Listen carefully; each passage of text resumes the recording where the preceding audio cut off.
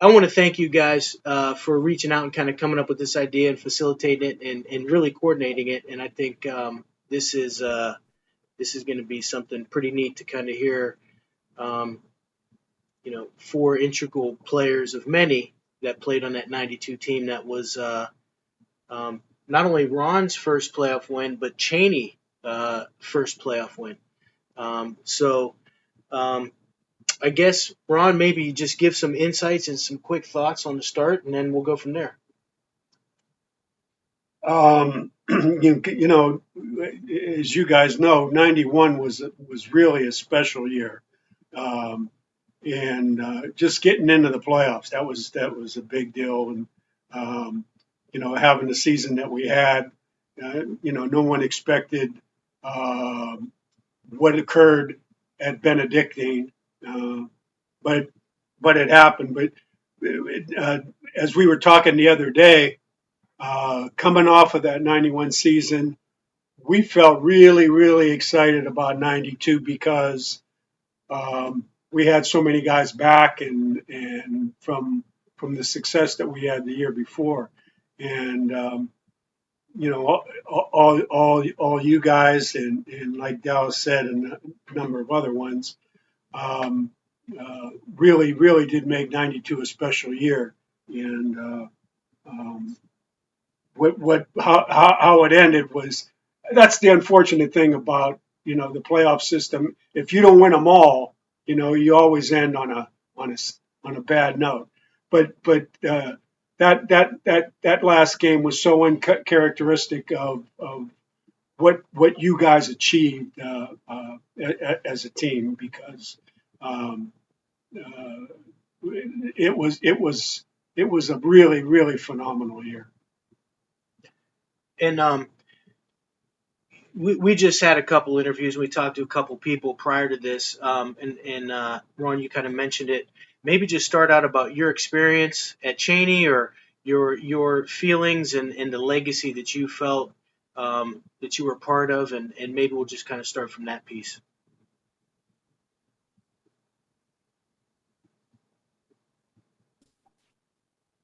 Ronnie Al? Well, I was asking if you didn't mind going first, or if you want me to start off my opinion, I'd be happy to give it. Yeah, absolutely. I'm gonna acquiesce to you, Ron. Okay. Well, I seen a couple of the earlier episodes where you guys touched on some of the changes that happened throughout the beginning of Coach Berdis's tenure. And then, I'm not certain that Coach was really ever aware of how far that group of us, the six of us, and I say six of us because we were all South Side guys who our home district was supposed to be South High School. So Mark Herron, Sylvester Patton, myself, Charleston Ramey, Dwayne Thompson, we all went to Cleveland Elementary School together. And then Sylvester was with us the first semester of junior high at Princeton, and matriculated over to Boney. And then Mark and Dwayne had went to Adams. So we grew up competing with each other in the neighborhood, on the playgrounds, on the side streets. And Sylvester and we went to nursery school together. So we go back from 3 years old. And I think it's fair for me to say, but I think we're all products of just that neighborhood competition that Youngstown breeds, especially back during that time. You could ride down any side street, see kids playing football in the front yard. It doesn't even have to be with a football. It could be a tennis ball. It could be a baseball, a basketball. Kids running from pole to pole. Aluminum foil, Mark. Do you remember aluminum foil at Cleveland Elementary? Yes, sir. You used to collect them all. And then, for myself, myself, Aaron, Thompson, Ramey, we came out of the Bonnie Rogers League for Little League football. So I grew up, watching Mark and Dwayne bring their championship trophies in through the classrooms for years, because they started much earlier than Ramey and I.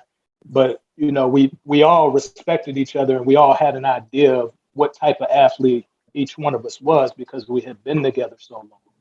So when I got to junior high school, I was never eligible to play. I never had grades. And then, it was just, it was a tough go to be at Princeton in those days because it was chaotic over there. You just had a lot of different things going on. So I knew leaving junior high school that South High was not an option for me. My mother was an alumni and made it clear with my older sisters that we weren't going to attend there. So my choice was either Wilson or Cheney. And I chose Cheney because my best friend, who was a neighbor across the street, he went the year before. So I figured we haven't been to school since second grade, so I'm going to just go over there with him, having no idea. No, Carlton Turner. Okay. So I had no idea that, Mark was intending on going, Dwayne, Sylvester, or Ramey. It wasn't until we actually got to school that, I saw all those familiar faces and realized, it's not going to be that much of a learning curve or an adjustment because I had guys that I had gone to school with forever over there. Ron, just to piggyback on what you just said, it's funny because me and Dwayne was going to be,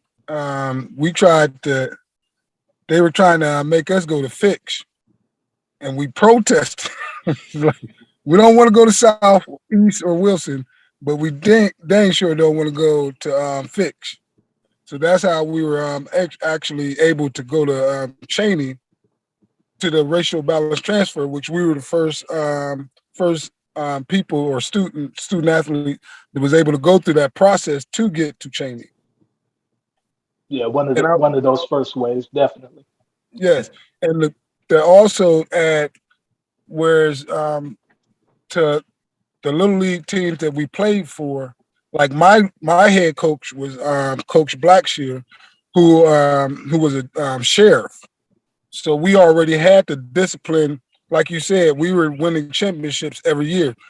There's only 1 year that I didn't win a championship in my little league, junior high, or high school career was when you threw the ball off my head to Chuck Ramey. That was the only year that I didn't win a championship. But then that structure that we had coming from, because you guys had Coach, what is his name again? No, Reginald Miller. Coach Reggie, which gave you guys the discipline as well. So it was an easy transition once we came up under Coach Berdis' rule, which also installed in tradition. See, I didn't get the tradition part about it until I got into Coach Berdis, and then what he say? You don't work, you don't eat. I keep that philosophy in my life as well right now. But Coach Berdis helped me connect the dots. Mark said something about racial balance transfer. And when you say things like that, you would think that's something that happened in the early 70s, late 60s. We're talking about 88, 89, when I was at Princeton. I was there a half a year, as Ron said, and on a racial balance transfer to racially balance the cultures and races at Volney. I went to Volney Rogers, and I never played football at Volney because I played at Princeton. And the year that I played at Princeton canceled me for the year that I went to Volney Rogers. Growing up on the South Side, I wanted to be a South High Warrior because of my uncles who played football. Mark would tell you, Kenyon and Ron, my big cousin Keith Queener went to Wilson. I went to every Wilson football game. I was either going to South High or I was going to Wilson.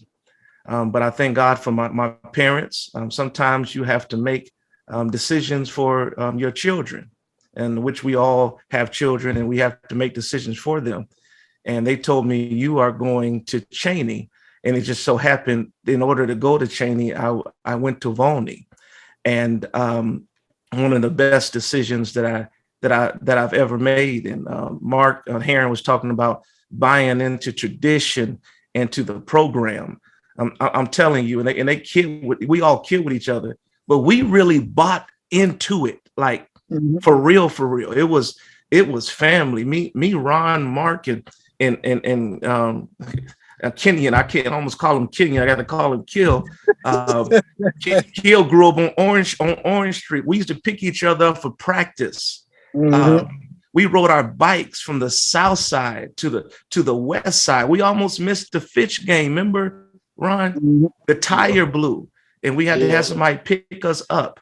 And we really bought into it. And we want to thank you, Coach Berdis, for all that you have done for us. Yes. The structure, and I have to commend you, Coach, for being a guy who never really wavered on your belief system, your values. And if you were a person that came into that program that thought you were going to do your own thing or work outside of that system, you didn't last long. And I think for me and the rest of us, I think you were exactly who we needed and what we needed for that time period in our life because of the transition that Youngstown was going through. So, when I type comments to you to say I don't know where my life would be without you, that's 100% genuine, because the direction that I was heading before coming up under your guidance and your coaching, it just would have never put me in this position that I'm in now. So I really, really commend you for being who you were. I commend you for being a guy that stuck to the values that were taught to you, and you passed them on to us. And that's benefited me in so many ways beyond football that, it would take 3-4 more podcasts for me to be able to fully thank you for everything that you did and instilled in us. I agree. Yeah. And I echo those sentiments too. And, it's interesting to, to hear you guys talk about, your journey over to Cheney. Mine was similar overall in that, but a little different in that, I grew up on the South Side, and as we say, like down the hill per se, so kind of away from Ron and Mark and Sylvester, but I knew Chuck Ramey, way before we came to Cheney. But I spent so much time on the north side and essentially lived with my grandmother half time growing up. My parents worked so much and everything that I was on that north side pathway. Went to Harding Elementary, played for the Northside Knights, played for Hayes Junior High. And so all those Rand guys that we played with, those are the guys I grew up playing football with. And we're friends with them to a degree, but then I had, my friends on the South Side as well. And, the guys, tease me about, smart guy, nerd and all that kind of stuff. Well, junior high was not all that great academically for me. And honestly, that was the decision of my mom to say, look, I don't think I want you going to Rand as a consequence of that. So it was, again, her basically saying, no, you're going to Cheney. It was not my choice or anything like that. So it was interesting how that all just sort of worked out, but it obviously turned out to be a very, very good decision. And, getting to know these gentlemen here who, again, coming up per se, didn't really run in the same circles, even though we lived on the same side of town. But man, you talk about helping me out, like I said, rides to practice, the camaraderie, the brotherhood and all that. So it just seems like, I knew you guys forever, even though I was a relatively recent addition to the group in high school. Hey guys, bless. And so how was that transition? So I'm assuming everybody came over their freshman year, kind of settled in. Mm-hmm. And how was that transition? You kind of talked about the end, but how did that go? Kind of start out. Coach Saunders, I'm going to tell you, Sylvester Patton during film room will be like, "Oh, look at that passion! Look at that." Coach Berdis used to tell us, look at that passion. We already knew Sylvester. Coach Berdis, he was bragging. He was bragging, Coach Berdis. In front of you guys or in front of the team? No, on the field when he got the ball up in the air spinning. Well, I know this. When he was a young upstart, we came out to practice one time, and he had his letter jacket on. I don't know if you remember that, but you were ill at the time, and I looked at you and said, "What's your deal?" And you said, "I'm not feeling well." You said, you actually said, "I got cramps," and I'm not going to get into what I said, but what I said is, listen, more or less, well, if you expect to play this weekend, then you better go back in and change. Listen, what you said was not ethical nor spiritual. I remember, and you told me in so many words. I remember that. Wow, you said there's a difference between being hurt and being injured. Mm-hmm. If you are hurting, go back in there and get dressed. If you are injured, we understand you can't go on anymore. And from that day, I can remember another time I would get a hard hit on as a sophomore. Mark knows I would really get hit hard, and I would stay on the turf, and you would come out there and you said, Sylvester, if I come out here one more time and you pop up, it'll be the last time that I come out here. So after my sophomore year, I said, I will never get in such a way or hurt or that my coach would have to come out here. And what it did was it brought toughness to me. The tough love, the team first mentality. I'm telling you, man, it changed. We really bought into the culture of team, even though they kid me all the time. Patton, that's not passion, that's false intensity. I really love my team, and I never wanted to let Coach Berdis down. And even to this day, I tell my son who's 11, there's a difference between being hurt and being injured. Don't let me come out on this field and you walk off.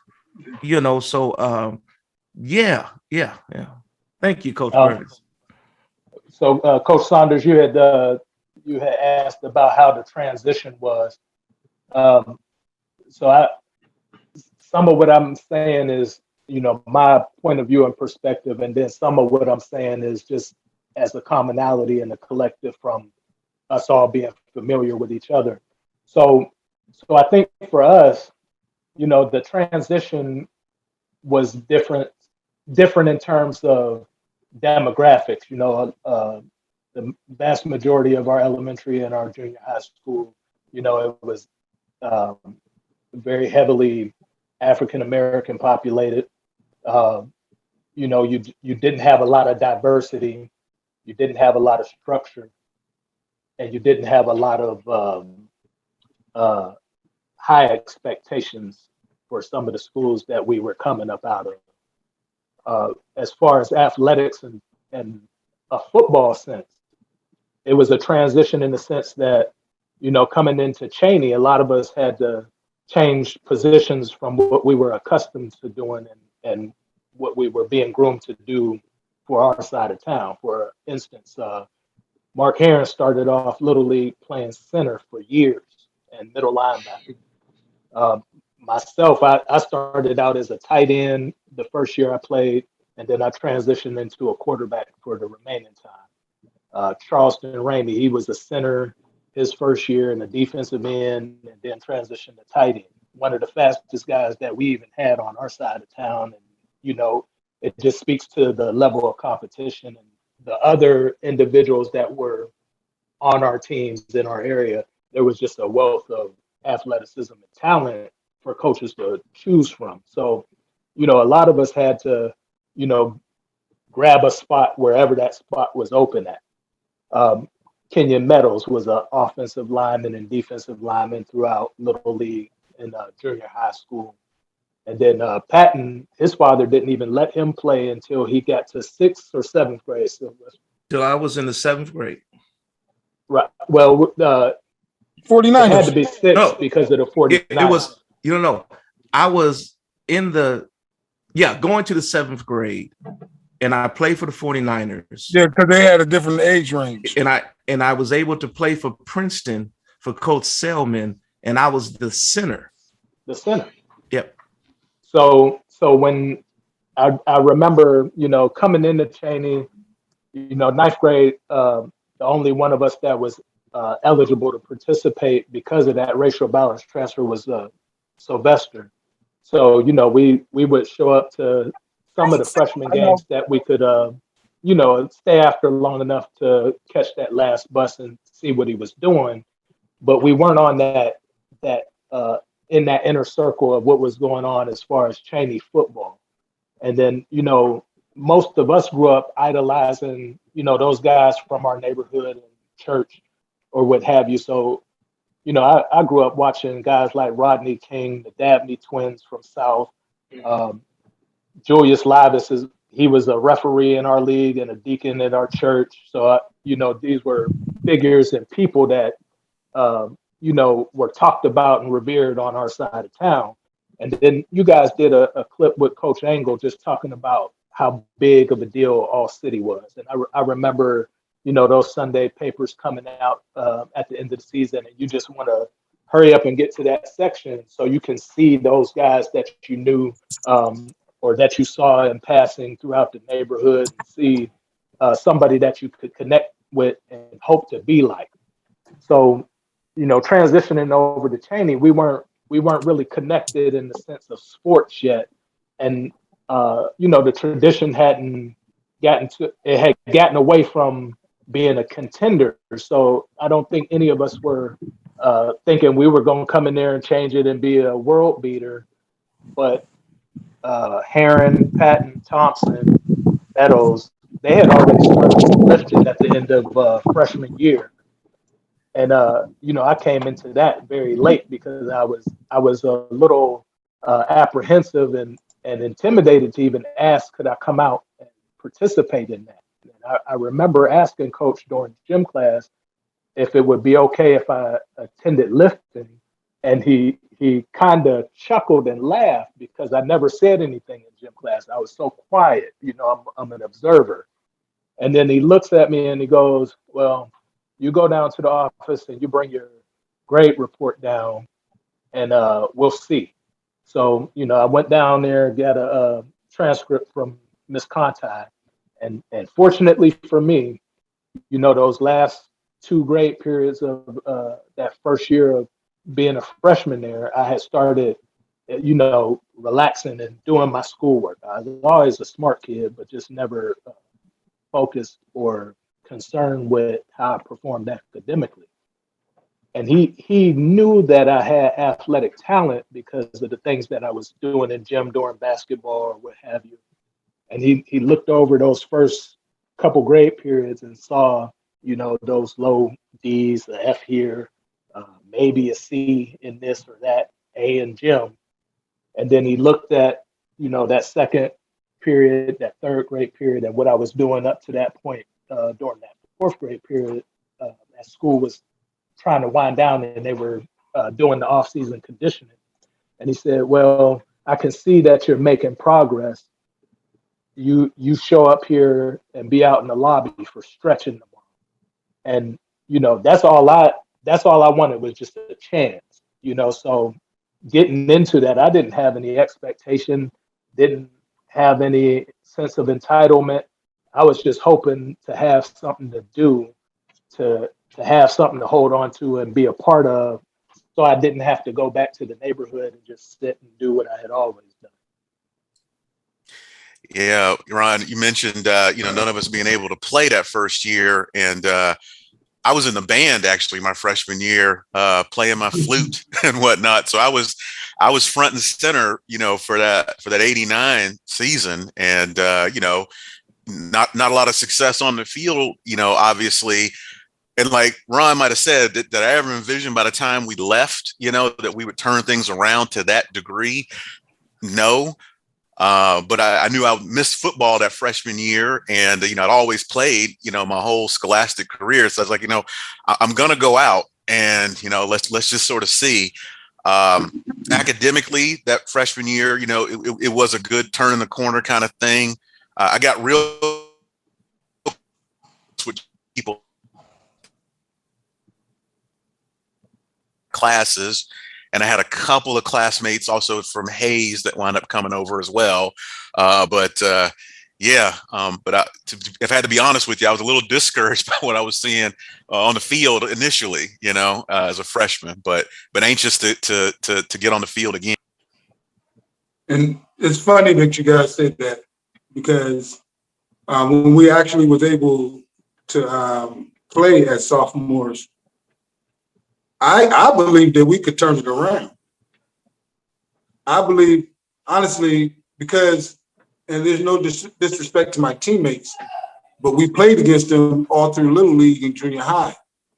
And like Ron said, I only had championships. So therefore, I believe that I was better than everybody that was on the field at the positions that I wanted to play. You know what I'm saying? The Sam Martucci, you know what I'm saying? I believe the only thing Aubrey had over me at the time was speed. You know what I'm saying? But I knew if that ball was in the air, it was mine.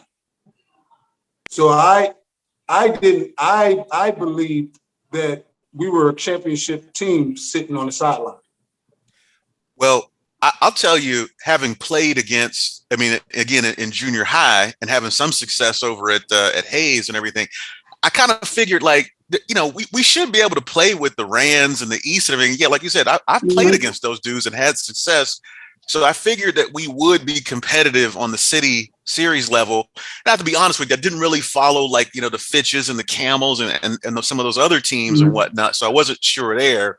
But even keeping in contact with some of my guys that I played with, over at Rand and stuff like that, it was almost like a pride thing. You're gonna go over there and not be able to, keep that same level and be the baller that you were with all of us, So yeah, I felt good about the city series at least. You got to realize this, Killer. I started playing football at the age of 5. That freshman year, I was lost because I played basketball, football year round. So therefore, my freshman year, I didn't have any outside activities, you know what I'm saying, other than the boys club. But I was frustrated. I was angry. I'm like, why can't they let us play? You know what I'm saying? Not understanding the concept of the racial balance transfer, that you got to sacrifice a year in order to be at that school and get all the accolations, not accolations, but the privileges that school offers. Yeah, and unlike my brothers who are on this call, having to sit out as a freshman, I sat out as an 8th grader. So me and Rick Harvilla were good friends. Myself and Tom Mager and Keith Fry played for the Little 49ers together. Kappa Sale. These are guys that I knew. So going from Volney to Cheney, it wasn't as hard for me as it was for Kenyon, Ron, Dwayne, Mark, and Chuck Ramey. But there was a it was still hard, but we were able to make it. So you guys talked about Kenyon. You said that '89 season, you were front and center for how difficult that was, and that was one of the things that we talked about with Ron, just how close they were, but you could kind of see the tide turning. So then in '90, you guys would have been sophomores. You win the city title. Everybody's on the team, maybe contributing to some degree, and then '91, you go '91. Patton breaks out. Everybody's making a name for themselves, and then you go into your senior year, and one of the things we talked about was like, what was your view on that Chaney Fitch game opening up the first game of the year, right? Like that week one, that's a huge game in the area. How did you guys approach that going into your senior year? Well, go ahead, Ron. Well, Fitch was always, there's a lot of anxiety going into Fitch because you spend so much time in preparation. Scrimmaging is geared towards what we're going to do for Fitch. You hear boot left, sweep right so much over the course of that month, getting ready for the game. And then you know what type of program they're going to put out year after year. They're going to have tough kids. They're going to run their wing tee to perfection. They're going to be methodical about what they do, and there's going to be a lot of deception in it. I know in '91, a lot of us were new starters. We played JV together. We had success for JV, so we weren't intimidated, but we weren't sure, and we didn't have that familiarity to the point where if we knew we could duplicate that on the varsity level. So going in to '91, I think there was a lot of angst to prove that, what the coaches felt about us as individuals, as a unit, offensively, defensively, at the quarterback position. We wanted to prove on the field what they had been telling us in preparation for that game. So, to get that tough win in '91, with a great run after catch at a crucial point in the game, and to see those guys on that other side almost feel deflated that they lost to Cheney, that was a boost for us. It validated us. It carried us into, next week, it's not just Cheney's coming over here to Camel to play. It's, what type of Cheney is coming over here to Camel to play? And I think, 91, we took a lot of people by surprise how together we were and how locked in we were with each other. And playing Fitch, one of the things I love playing Fitch. It was the biggest game of the year, but sometimes I wish it wasn't the first game of the year. Where other than the Daytona 500 do you have your biggest race? Your biggest game is the first. And in '92 when we played Fitch, I don't know about you guys. Well, I do know about you guys, and I know Coach. We were going in as the favorite. We were going in to win the game. Right. It was one of the first times in years that I can remember, and that we came into their stadium. People don't understand we always played an away game. We never had a true home game. We were going on people's field and beating them, and I just, one of the greatest robberies our city series or the West Side or Cheney in particular could have, that those teams never had a true home field. I just, here in Texas, my goodness, everybody has a home field. So when we played Austintown Fitch in '92, we believed that we were going to win, that we had the best athletes on the field. And I'll say this, and they know we all play around, but we all keep it 100. When we went back for punt returns, Mark told me, Sylvester, do not catch the ball. And because the best athlete was on the field, Ron Allen. That's why I always acquiesce. I defer to Ron. Ron was always the leader of us. Ron comes from one of the most athletic families. He doesn't even talk about that he has an uncle in the Hall of Fame, that his father played professional baseball.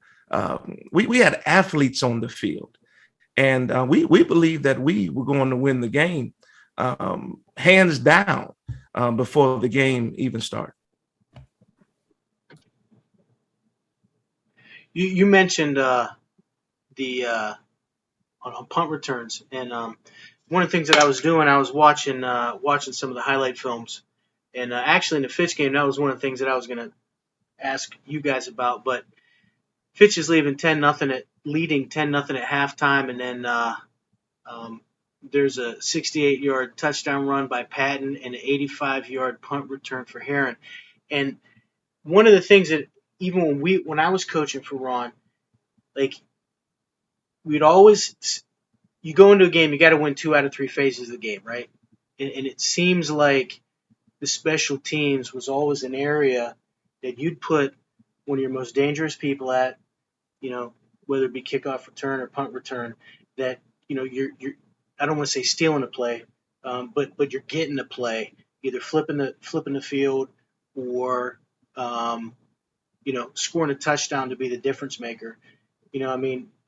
What are some of your thoughts on that, Ron? In terms of it's a game-changing situation, and Dave Hartman said it best after the game when he saw the punt wasn't a high arcer, that it was a kind of a low liner, and it was going to Mark that he kind of saw it in slow motion develop in front of his face, and that was one of a ton of plays that right. that all of them,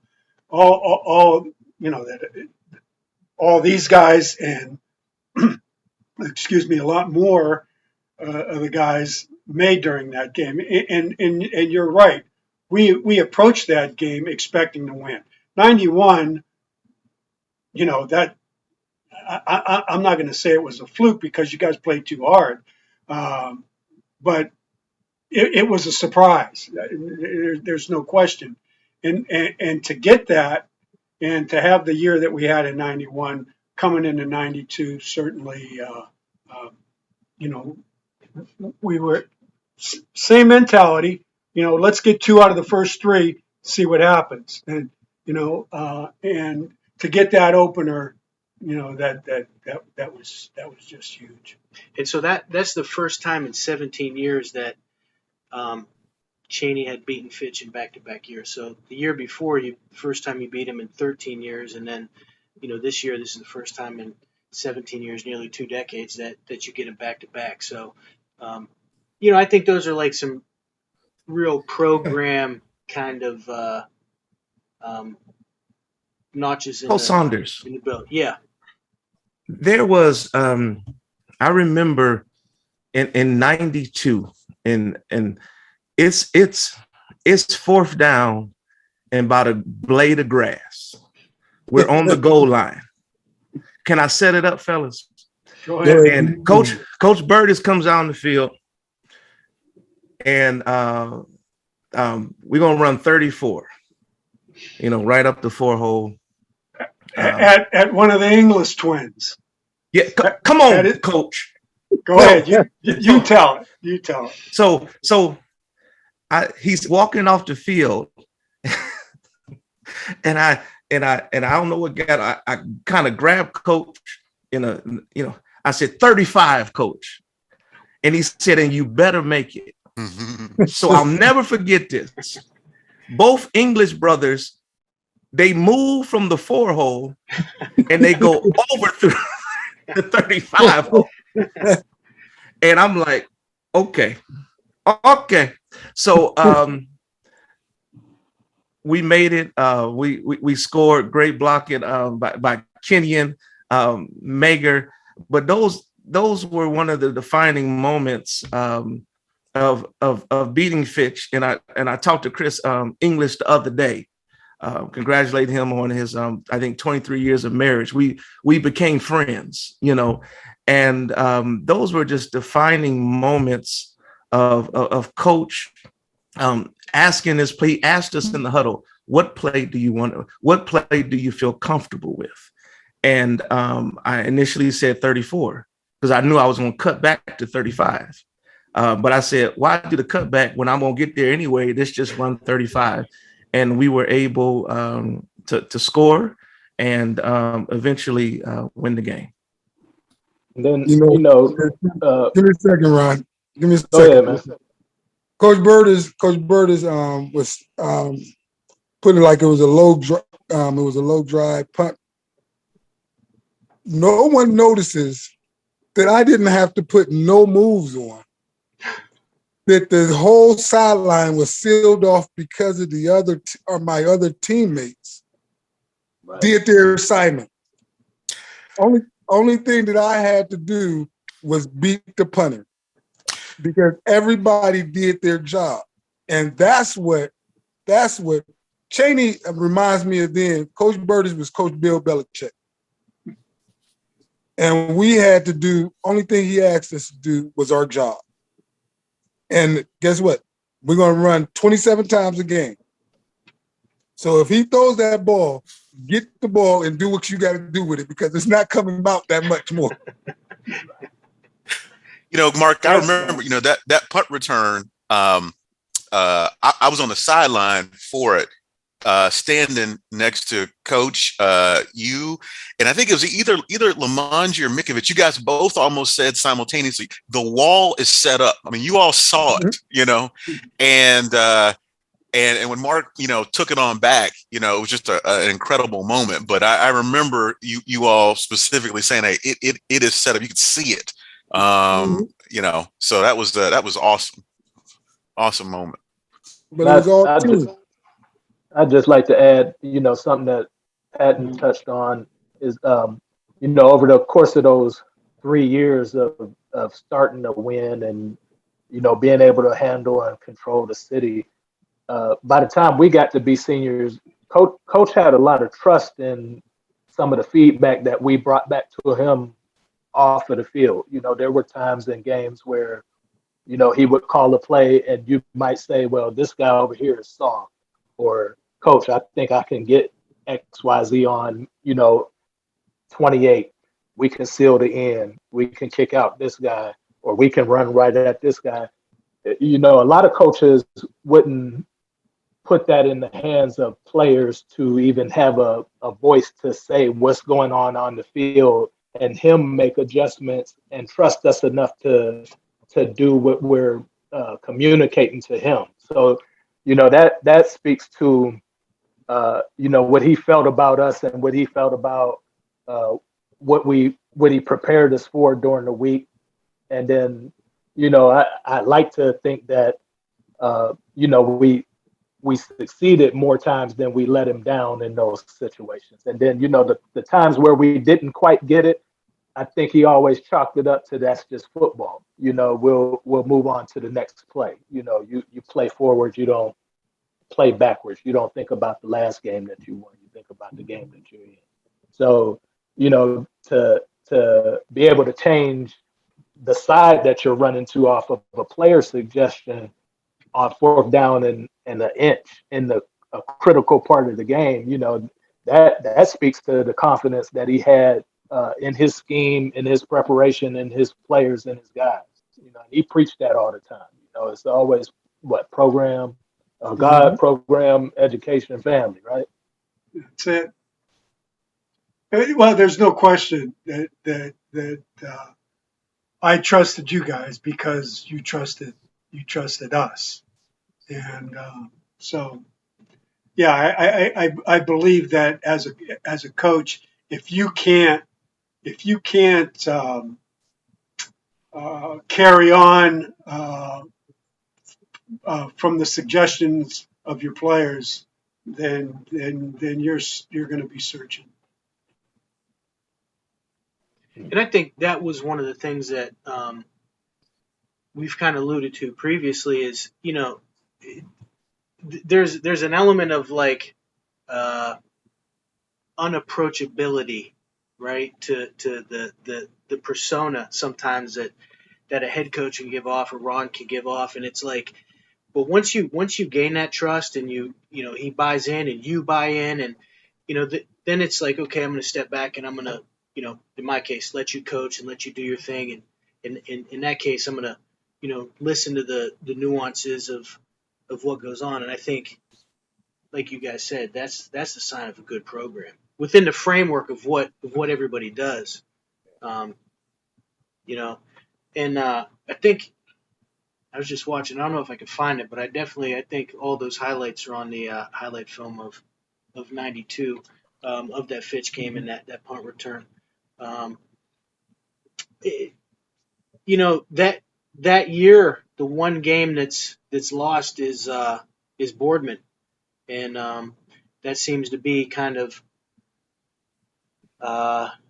really the tough game on the schedule. Fitch and Boardman are the two that are really like the barometers of the year. Lose to Boardman 12-0 in that game. Are there any thoughts or memories from that piece? Coach Saunders, before we get into that, can I just go back to Coach Berdis?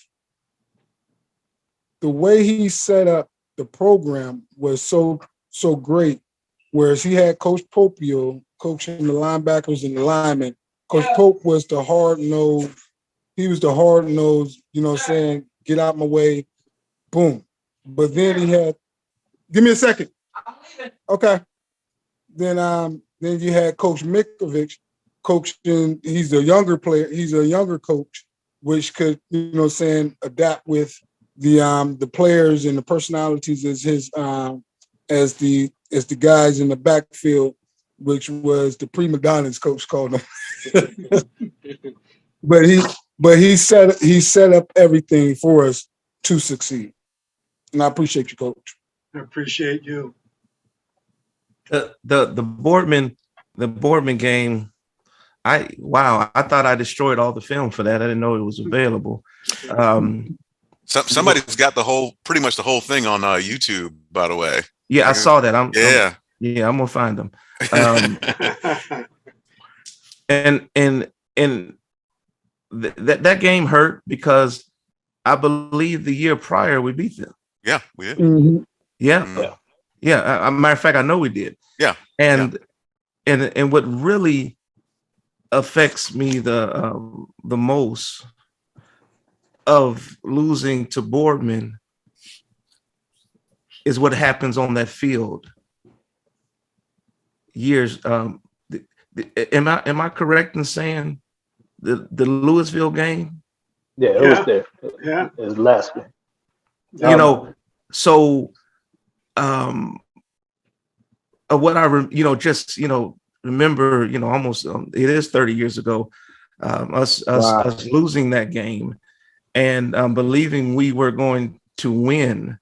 And why do I remember it was the coach Bill Boren or something? yes. Yeah. Wow. And He's still coaching. he's still coaching. Yeah, he's like 90. Yeah, seriously. Yeah, Wow. he's still coaching. Yeah, Isn't he 90? He just got his He was 300th win. Yeah. He was old then. Yeah.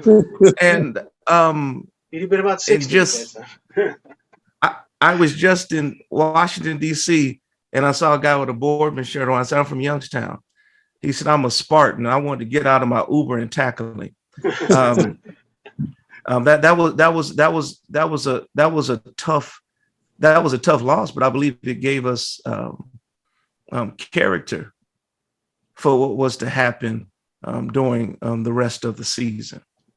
Yeah. One of the things that I remember from that game is, and that, I don't know this to be true, but the tape seems to say it is, but the field was in bad conditions for Boardman, and it was in bad conditions for Louisville. And I would go as far to say is that they may have wet the field a little bit prior to, a day or two before game time, because it was a dry day, but the field was muddy and it was soft and the turf was giving way. So we couldn't really get sweep going. Um, Meadows went out with a bad shoulder injury during that game after having a really great first half, stopping the Buck sweep, and then we really couldn't connect on our passes downfield. We took some shots here and there just because we were playing from behind, and it wasn't that wasn't our game plan and that wasn't our normal MO.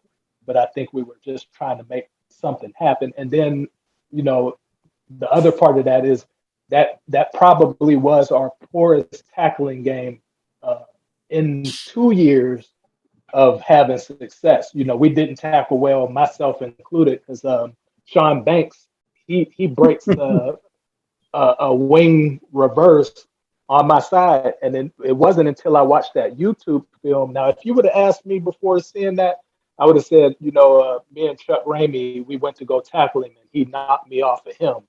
I look at the film, and I'm the only guy out there, and he stiff arms me into the mud and goes untouched into the end zone. And then they had a great fullback, Brian Williams, who was, he was a fire plug type of guy, and he was the perfect fullback for what they did in their scheme. We ended up playing in the NBC All-Star game together, and he had those same type of runs during that game. He was a low center of gravity guy, and if you miss that dive or that trap, and seeing him get the ball initially, you would get pulled. Your eyes would get pulled into all of the counters and the fakes that were going on around it. And by the time you looked up, he's second level past linebackers going past the safety. And he was a strong enough guy that, a one-on-one tackle, it just wasn't going to be made against him. So they really caught us in the perfect situation to beat us in the manner that they did that night. Because I say if it's at YSU, if it's a dry track, it's a whole different type of ball game. And plus, we're in their field, in their conditions, in their atmosphere. So they always had an advantage as far as crowd noise and just controlling the atmosphere. And for us, I think we just kind of got out of sync and let things get away from us that just wasn't indicative or characteristic of what we did at any other point during the year, or matter of fact, for that 2-year run where we only had those 2 regular season losses. That was one of the things that I asked Ron last time we talked, was about in that 91 game. I said, did anybody ever advocate to have a game at YSU against Fitch? And I guess the question could be the same. Was that conversation ever had, from somebody downtown at the city about getting Boardman like a home and home? As far as Boardman is concerned, I'm not sure. But I don't think we can lose track of the fact that, we got beat. Wasn't our best effort. Wasn't our best thought out game plan. But it was a good football team, well coached, and I firmly believe that we learned mounds from the game and came out of it a better football team, and I think it showed the rest of the season. Yeah.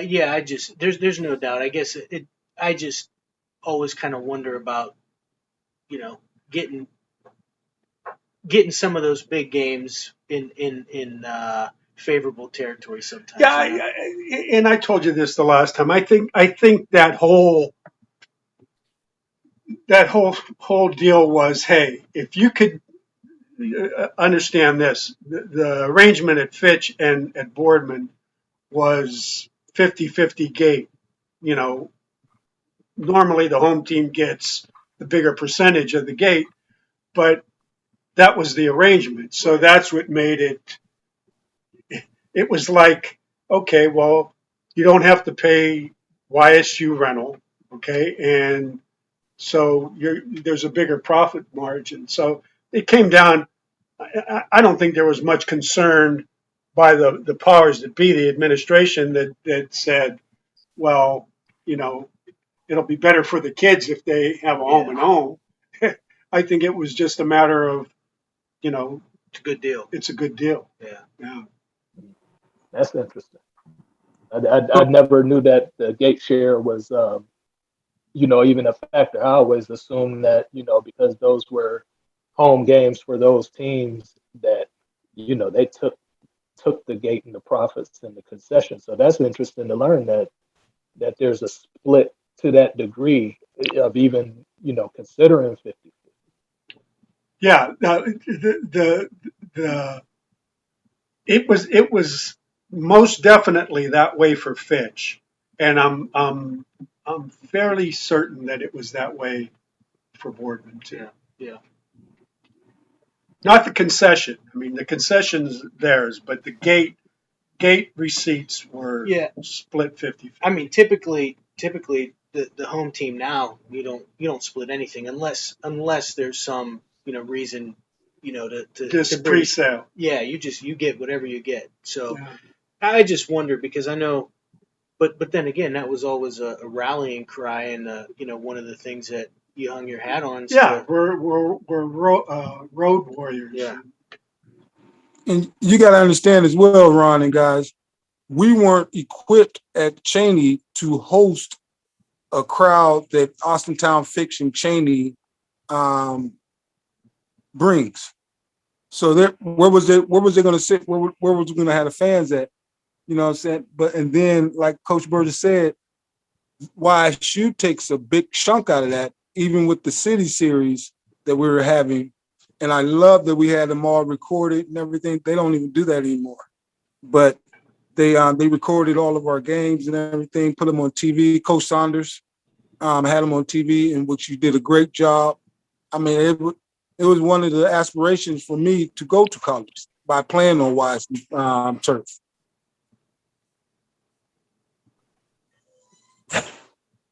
So, obviously through the city, you guys beat Struthers 1917. That was kind of a nip-tuck game. Was that a little bit of a surprise there? No, Struthers was good. Was a good football team then. Didn't we have a couple goal line stands in that game? Mm-hmm. Yeah. Was that Fox the quarterback, or I'm thinking? Yeah. Coach, you're so humble, and we thank God that you are a coach. I mean, for real, this is Coach Berdis all day. But we came in the Struthers. We gonna beat the brakes off of our senior year. People don't understand. We didn't play the second half of games. Mm-hmm. Yeah, definitely. You want to talk about being here in Texas? I see these guys with 2,000-3,000 yards in 1 year, 4,000 yards quarterback. There were times when we didn't play second halves again. Campbell, the team that used to drag us when we first got to Cheney, we didn't play the second half. The Wolf brothers. Yeah, Toby Walker and Gore and all them. We didn't play second half of games our senior year, and the Struthers game we won, but our expectation, at least my expectation, was to it to be a blowout win. But we won the game, and people don't understand that growing up on the south side, the Struthers is closer to getting to the west side. Mm-hmm. So we had we had a lot of friends and people who were in Struthers at that time, and we were able to pull off the win. Yep. But that was the year they had a really good quarterback. He was about 6'4", I believe. no, that was Rich Lemon that was Niles. That was Niles. But running back. that was Niles. But yeah, we won the game, but it was Yeah. much tighter. Purdue actually asked me and Fox to go on a joint scholarship. So he was the real deal. Mm-hmm. Yeah. And then they also had a good running back, Corey Strozier. He ended up at Eastern Michigan. Mm-hmm. And then, honestly, they were very similar to us in terms of makeup. They had the same personality type of guys. And, having a quarterback, Fox was actually 6'7" because he was a pretty good basketball player. And he could, see over the defense, so he was able to make throws that a lot of quarterbacks we played during that time couldn't even think to make. And then we were in their territory as well, and not having familiarity playing them for. I don't think we played them at all leading up to our time, so we didn't really know what we were actually going into and to expect other than what we had seen on film.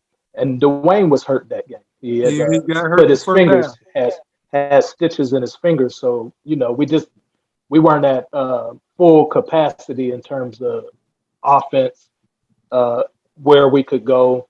And we had to pull it out and squeak it out at the end there. But I don't think any of us ever felt like the game was ever out of our control. It was just a matter of, okay, they matched us on this. We just have to answer back. Because did we have that last possession to score? Or I seem to remember an onside kick at some point. No, yeah, they did I think, onside kick it. We got it though. yeah, I think kind of the article said that they scored late, went for an onside kick, they didn't get it. So to your point, you guys were kind of in control, but they kind of one last ditch effort. But yeah.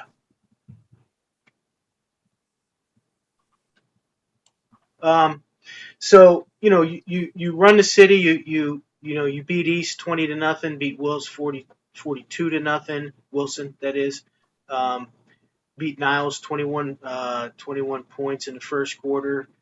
Patton has 2 TDs. In the first quarter, beat South 42-6. Touchdowns all around in that game.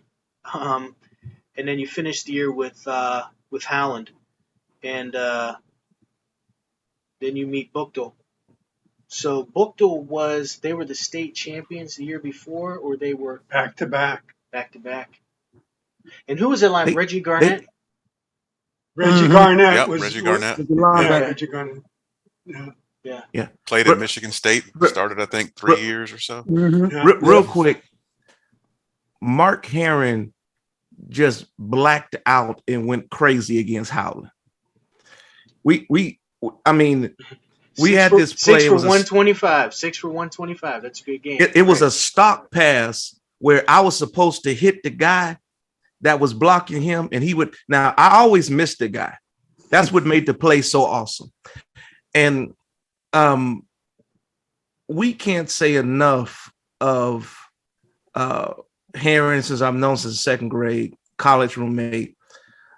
Our senior year, it was just, I want to say he caught the ball maybe 30 times for 700 yards. It was something berserk. And that game, he just blacked out. But the Buchtel game, Reggie Garnett, 44. Mm-hmm. I'm talking all world, USA Today, All-American. I mean, one of our great friends we went to college with, Romaine Davis, and his brother are on the team that Mark and I went to school with. And they were all world. Out of D1 prospects. The size, I mean, without a doubt, the biggest team we played up front. Yeah, without a doubt. But thank God for cold and snow. Am I being honest? No, it was. It It was I told this story a couple weeks ago that my father passed the year before. And after the pregame, I remember it was cold when we pulled in, and they were out warming up, and they were in all black. They had black helmets, black jerseys, black pants, and they were snorting like buffalo. I mean, there was steam coming out, and it was so intimidating when we pulled in. And I'm just thinking, and I said, Dad, if you got any pool up there, we could sure use a little bit of wet. And coming out of after the pregame was we were taking the field, the skies opened up and it started to rip snow, and the snow field was covered. And one of the early plays, we hit quick screen to Mark and get in, and then I thought we controlled the game. We certainly controlled the game in the second half. Yeah, as Ron was saying earlier, Coach, your willingness to take feedback and that kind of stuff from the players, and I didn't pipe up a ton in that regard, but you talk about that second half. I remember telling you that for all their size and this and that, the outside linebackers, the corners, I think they're really, really soft with the sweeps. And when you watch the highlight tape in the second half, that's all we ran. And I said, let's just keep running it, and it just worked. You know what I mean? We just did it all the second half, and that's what I remember about that too. We double teamed Garnett. Yeah. Chipping him with the wings, and then truth be told, we had a lot of guys step up during that season, because we had a lot of first-time starters on the line that, just weren't intimidated. And then, are you in agreement with, I don't think we went into games worrying about who somebody else was, because we already kind of knew who we were and what we were capable of doing. And then that, I think we got a lot of, that deer in the headlights knocked out of us from Steubenville the previous year. That was another big time program where, this is the first time we've ever been to a playoff. You don't know what to expect. And then you go down there and get handled. So that next year, you kind of preparing that week a little bit differently. You're like, oh, this is serious when we go out here. It's not just another game on the schedule. It's not just another city series game. There's things at stake. And I think once we got into that, saw that size didn't really matter, we started to play. Because I remember you had a great catch where you almost made it in, but you might have got tackled on the 5. Sylvester had some very powerful runs because we never. What was the play where you cut it back, Pat? Like you ran it against the grain. It was like 5 cut back to 4-2. Listen, that wasn't something that we did all the time. Nope. Yeah, that was. I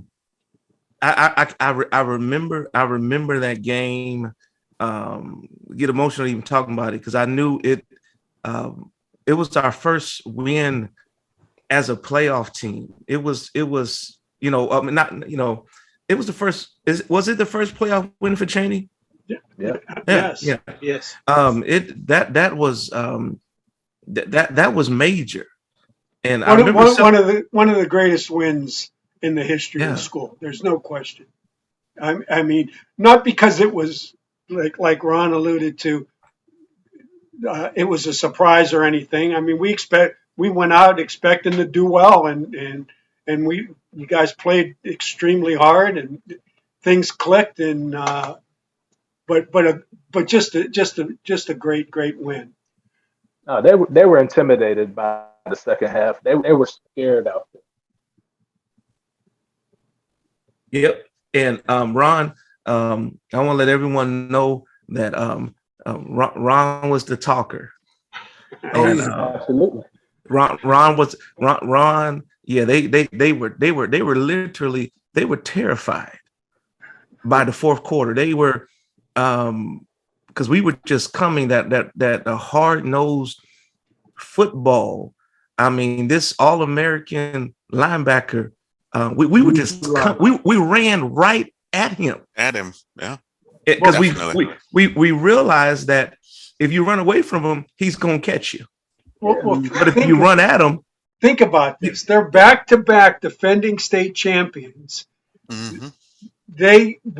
We take their best shot, okay, and handle it. They can't handle our best shot. Of course, that's how they would react. I mean, it's like being in a heavyweight fight. You hit the guy, a couple times in the jaw, and he just blinks and keeps coming at you. You start to wonder. It might have been the one time that we ever had a crowd advantage. I remember our fans were really great that night. Absolutely. People come over. Our fans was maniacs. People still talk about that. People still talk about that game. I mean, I run into people all the time talk about the game in the snow against Bookton. And that was at Harding, right? Yeah. It was at Harding. The crowd. We don't say enough about the Chaney crowd and the we didn't call them boosters. What were they called? Gridiron. The what? The Gridiron Club. The spaghetti dinners. The relationships that we still have right now with the parents of teammates. Not just the parents. Sylvester, remember in tour days, we used to run down to the spot where they had donuts and lunch for us. Yeah. The Shinley. whole community, community was behind us. I mean, we had it was community, it was family, and Cheney. We traveled. I mean, my parents, my that was the last game that my grandmother saw me play. Live. She's in the cold, and just can't say enough about. We played for our team, of course. We played for the name that was in front of our uniforms, but we play for our school. We play for our fans, man, and we definitely play for each other. Ron, you want to start off with some final thoughts? Yeah, just really, really great seeing you guys. You are all really, really exceptional players, and the impact that you made on the program and on my life and my family's life is beyond my words. I mean, because I think that much. I truly love all you guys. Love you, Coach. Love you. Yep, definitely. Yeah, the 1992 season was pivotal. Just one of the greatest moments of my life as an athlete and as a person, and the brotherhood that we all had, not just those who are on this this Zoom on this podcast, but those on the team, man. We still keep in contact with one another. You must understand that 92, that's my senior year in high school, and was able to get a scholarship to go to University of Toledo with Mark Heron. But really, when I think about it, and even though I got the chance to play I was a red shirt freshman. I was I think I was freshman of the year on our team in Toledo. This was really the last time that I ever really played, that I ever got the chance to. There's nothing I could still smell the grass on Friday night. At 47, I can still remember my grandmother and my parents in the stands. There's nothing better than that. I didn't have the chance to play professionally. Mark did. I didn't have the chance to have 4 interceptions in a college game like Ron did. I didn't get a chance to play as much in college as Kenyon did. My greatest times as a football player and being a part of a team is at Youngstown Chaney High School. And I thank you, Coach Berdis. I think every coach. I think Coach Mick, Coach Lamaji, Coach Sam Marone. We can go on and on. All those who have deposited into our lives. But I thank you, Coach Berdis. You just the indelible part of imprint in my life, and even in my ministry as a pastor. You taught me excellence. You taught me if you don't work, you don't eat. Mark said, if you don't work, you don't eat. And you also told me you don't lead from the back. You step up. So the 92 team that season was one of the greatest moments of my life. Yeah. Amen. Yeah, Coach, just to echo a lot of the sentiments that Sylvester said there. Something unanticipated, with me, leaving Cheney and going on to play at the Division III level and able to play a lot and having a piece of Cheney come with me in the form of just like how Sylvester and Mark were roommates. I was roommates with Tom Mager, for 4 years there. And we still are friends to this day, and had a parallel journey with the whole medicine thing and all that. And I anticipated the further and further I got away from high school, that the Cheney time and the football time would sort of diminish a little bit in my life. You go on to get married, you have kids, been able to have some professional success and do some things that I really honestly never thought I'd be able to do and see. And it's just funny how that time at Cheney is actually looming bigger and bigger the older I get and all this other stuff that you see and accomplish and everything. And that's something I've come to conclude that has to really mean something pretty special, that something's getting more significant in life the longer you go, because not too many things do. So that's really a testament to yourself, the program, the experiences with these gentlemen and everything. And like I said, it's one of the highlights of my life. And a lot of people might not necessarily think that if they looked at my life in totality, they would probably assume a lot of these other things are, but it's not much bigger than that. So thank you. Thank you. Ron, did you want to go?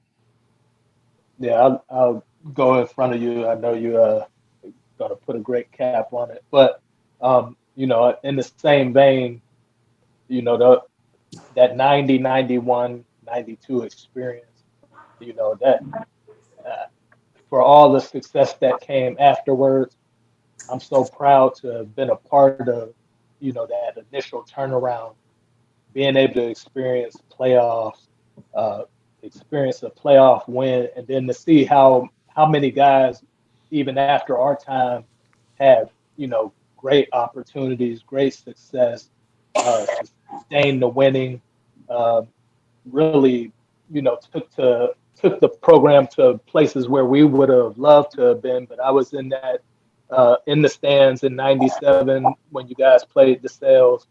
To think about all the guys that we played with that are doing great things, really serious positions. It means something to be a Chaney Cowboy. You don't find very many guys that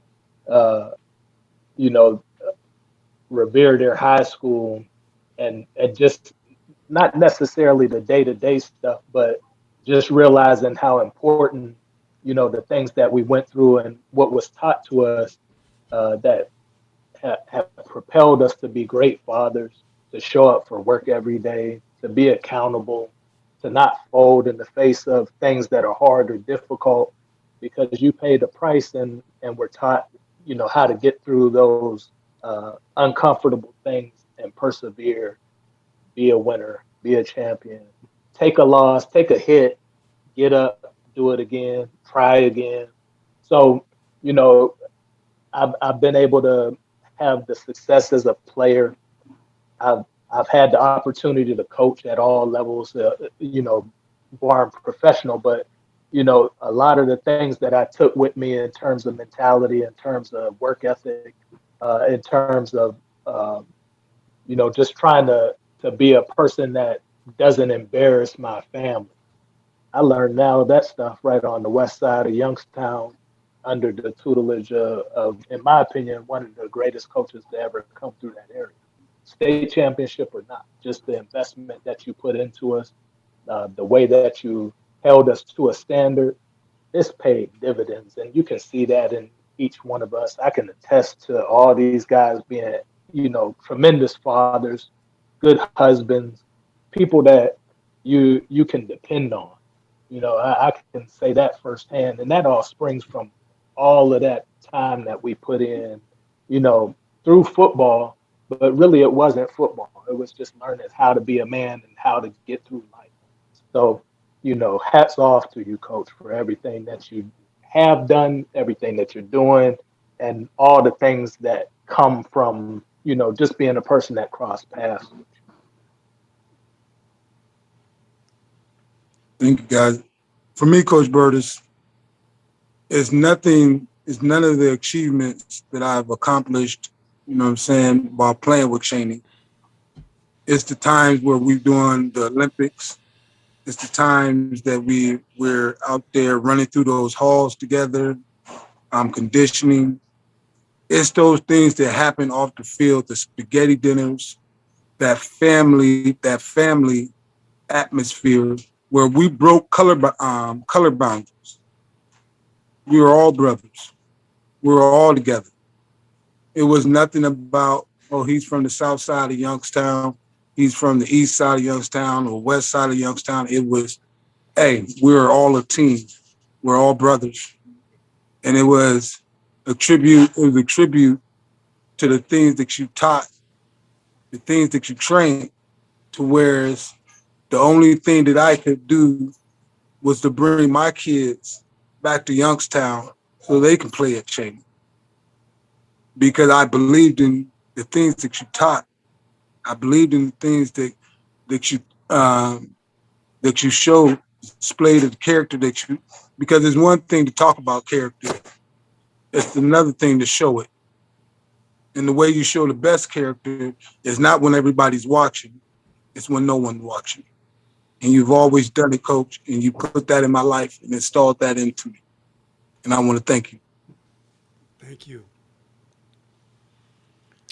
Well, I want to. Let me just, can I say one thing? Yeah. Wrap Just, it up. just, if you guys remember, I gave you all a letter at when you were seniors, and at the end of the letter, it said, "We've won, we've lost, we've laughed, and we've cried together, and there's no greater basis for friendship. And you certainly are all my friends. I wish you nothing but the best. Thanks for your sentiments, and I hope to see you soon." And coach, you are, if not one, one of the best coaches to come out of the state of Ohio. I think it was Ron. You don't need a state title to solidify who you are and what you have done. From where you've taken, where you received Chaney, and where you took it to was just amazing. And you did it the right way. I think Ron said it, how you taught us. You said faith, family, education, our school, and then program. I'm telling you, we totally bought in to what you were selling us. And it has made us the men that we are today. Amen. Well, guys, to thank you for doing this. I know it means a lot to Ron, and it's been pretty cool to finally do this with you guys. And Sylvester, I saw you many years ago, and Kenyon, Mark, and Ron, it's been nice to finally connect with you guys. So, like Ron said, hopefully maybe we'll get together at some point and meet in person. So, Anytime. yeah, appreciate it. Definitely. Best to all your Yeah. families. You too, Thank Coach you. You Birdie. too, Coach. And my sons love you too, Coach. They met you at the golf. They met you at the golf outing. Yeah, I remember. All right, guys, it'll All take right, us a little fellas. while to get this up. I'll make sure I reach Okay. out to everybody and let you know when it's right. coming up. So, All right. Are we done appreciate it. recording? Are we done recording? No. Can you hit stop?